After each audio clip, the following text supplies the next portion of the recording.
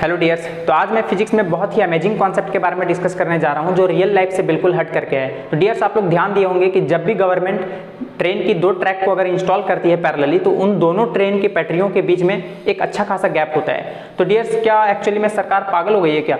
सरकार खुद चिल्ला चिल्ला के बोलती है कि नहीं जमीन बचाओ जमीन बचाओ, और गवर्नमेंट जो है खुद इतना सारा जमीन वेस्ट कर रही है। तो क्या सरकार वाकई में पागल हो गई है या फिर इसके पीछे फिजिक्स है, कॉन्सेप्ट है? चलिए समझते हैं। एक्चुअली में मेरा क्वेश्चन ये है कि जब भी गवर्नमेंट अगर दो ट्रेन की पटरियों को अगर मान लिया जाए इंस्टॉल करती है, तो उन दो पटरियों के बीच में बहुत ही ज़्यादा गैप होता है। अगर गवर्नमेंट चाहे तो उन दो पटरियों के बीच में दो पटरी को और भी इंस्टॉल किया जा सकता है इवनली, एक तो एकदम आराम से हो जाएंगे। फिर भी यार एक्चुअली में इतना सारा स्पेस छोड़ा क्यों जाता है? गवर्नमेंट क्या वाकई में पागल हो गई है यार? खुद चिल्ला चिल्ला के बोलती है नहीं इतना सारा जमीन बचाओ, है ना, और इतना सारा वेस्ट हो रहा है ऐसे।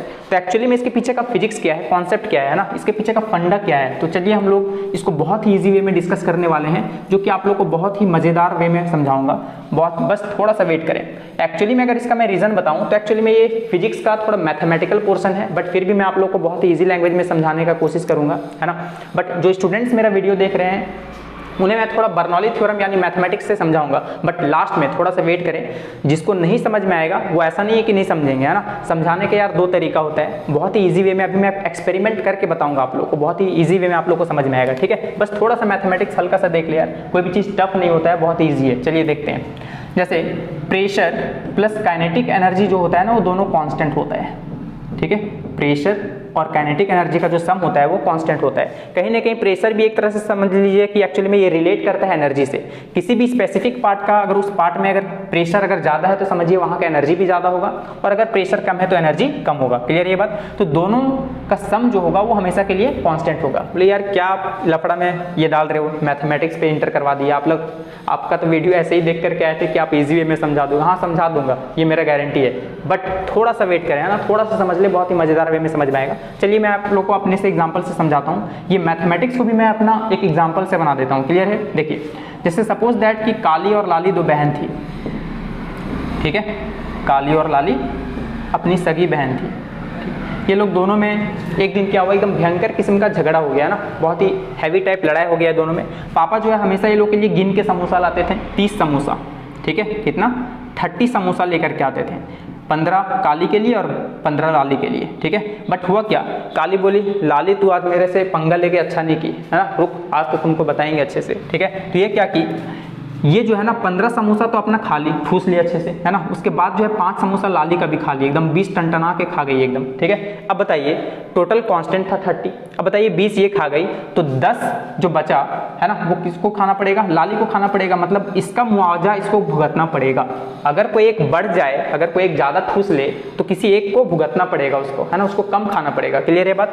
अगर ये 20 खा गई तो इसको 10 ही खाना पड़ेगा, बट ओवरऑल अभी भी कितना है, 20 + 10 30 है, कॉन्स्टेंट है। क्लियर है बात? ये बात आप लोग को समझ में आया होगा। तो ठीक उसी तरह से प्रेशर और काइनेटिक एनर्जी का जो सम है वो दोनों कांस्टेंट होगा। जैसे यहाँ पर काली जितना समोसा खाई प्लस लाली जितना समोसा खाई, और दोनों का सम जो होगा वो हमेशा कांस्टेंट आएगा, 30 के बराबर, जितना पापा समोसा लेकर के आए हैं। क्लियर है बात?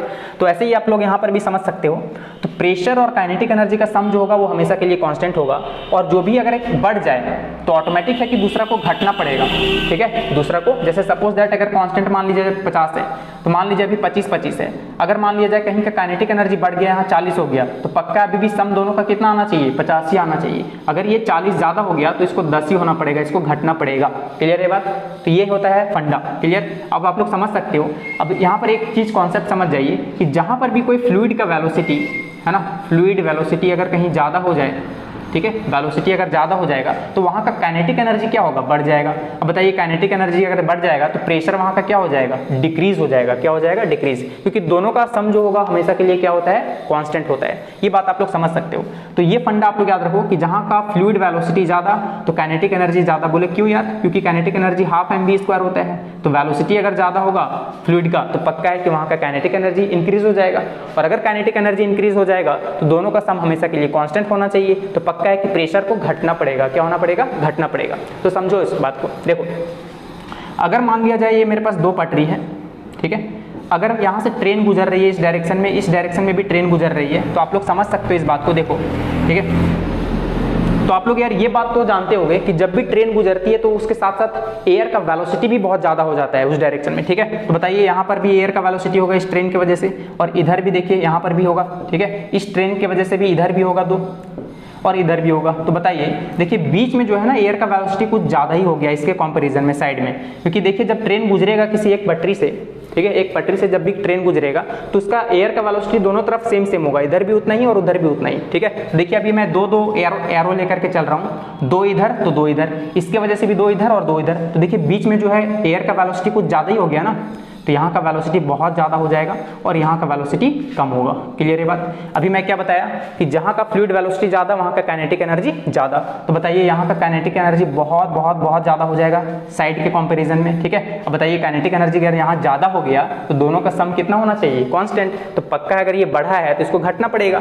तो यहाँ का प्रेशर क्या हो जाएगा, डिक्रीज हो जाएगा, है ना, डिक्रीज। और इसके तुलना में इसका साइड का जो प्रेशर होगा वो ज़्यादा होगा। क्लियर है बात। तो बताइए हमेशा हम लोग जानते हैं फ्लो हमेशा किधर से किधर होता है, हाई प्रेशर से लो प्रेशर की तरफ, ठीक है। तो बताइए हाई प्रेशर से लो प्रेशर की तरफ मतलब दोनों को क्या किया जाएगा, एक फोर्स एक्सर्ट होगा और दोनों ट्रेन टकरा सकती है। तो यार आप लोग समझ सकते हो कि अगर मान लिया जाए सरकार अगर गैप ना छोड़े ना तो क्या होगा, अगर बहुत क्लोज लगा दिया जाए तो अगर ट्रेन का रफ्तार अगर बहुत ज़्यादा हो गया तो बीच में प्रेशर जो होगा वो बहुत कम हो जाएगा और साइड में ज़्यादा हो जाएगा। इसके वजह से ये दोनों में एक फोर्स एक्सर्ट होगा और दोनों कोलाइड कर जाएंगे। इसी कोलिजन को बचाने के लिए जो है गवर्नमेंट एक्चुअली में क्या करती है कि इन दोनों पटरियों के बीच में एक अच्छा खासा गैप दे देती है। बोले यार ये तो मैथमेटिक्स से आप समझाएं, है ना, चलो अब हम लोग अपना लैंग्वेज में आते हैं, एकदम बेहतरीन एक्सपेरिमेंट करते हैं हम लोग, है ना। जैसे सपोज दैट मेरे पास ये दो पेपर है। अभी मैं क्या बताया, देखिए अभी ये दो पेपर एक्चुअली में ऐसे कैसे ही है, क्यों, क्योंकि यहाँ का प्रेशर और यहाँ का प्रेशर और ये साइड का प्रेशर, इट मीन्स इन दो पेपर के बीच में प्रेशर और इसके एक्सटर्नल प्रेशर जो है इक्वल है, इसलिए ना ही ये क्लोज आएंगे ना ही दूर जाएंगे। क्लियर है बात। बट जैसे ही मैं यहाँ से फूंक मारूंगा ना तो आप लोगों को क्या लगता है यार कि जैसे शादी ब्याह में अगर कोई दो लोग बात कर रहे हो, अगर मैं बीच से गुजरूं तो वो लोग स्पेस देते हैं जिस तरह से, तो क्या ये भी स्पेस देगा दोनों को? नहीं। अगर आप लोग ऐसा सोच रहे हो तो ये बिल्कुल गलत है। अभी आप लोग ये फंडा लगाइए यहाँ पर जो बताया। क्लियर। देखिए अगर मैं यहाँ से फूंक मारूं ना तो यहाँ का एयर का वेलोसिटी क्या हो जाएगा, ज़्यादा हो जाएगा, तो यहाँ का काइनेटिक एनर्जी बढ़ जाएगा, है ना। तो काइनेटिक एनर्जी अगर बढ़ जाएगा तो यहाँ का प्रेशर डिक्रीज हो जाएगा, है ना। तो देखो एक्चुअली में होता क्या है, जैसे ही अगर मैं इन दोनों के बीच में फूंक मारूं तो यहाँ का प्रेशर डिक्रीज हो जाएगा और उसके कंपैरिजन में साइड का जो कंपैरिजन अगर बात करूं, है ना, मिडिल वाले के कंपैरिजन में अगर साइड का कंपेयर करूं तो पक्का है कि साइड का प्रेशर ज़्यादा होगा, जिसकी वजह से दोनों को कोलाइड करवाएगा, है ना, दोनों को क्लोज लाएगा। देखिए मैं फूंक मार के दिखाता हूँ, देखिए क्लोज आ रहे हैं ना। एक्चुअली में ये फंडा यहाँ पर काम कर रहा होता है। आप लोग ये समझो कि जहां पर भी एयर का वेलोसिटी ज्यादा तो वहां का प्रेशर डिक्रीज हो जाएगा और इसके कंपैरिजन में साइड का कंपैरिजन अगर करूं तो वहां का प्रेशर इंक्रीज होगा, ज्यादा होगा। क्लियर। और ज्यादा हाई प्रेशर से लो प्रेशर की तरफ मूव करेगा, इसलिए दोनों को एक कोलिजन मिलेगा, है ना, मतलब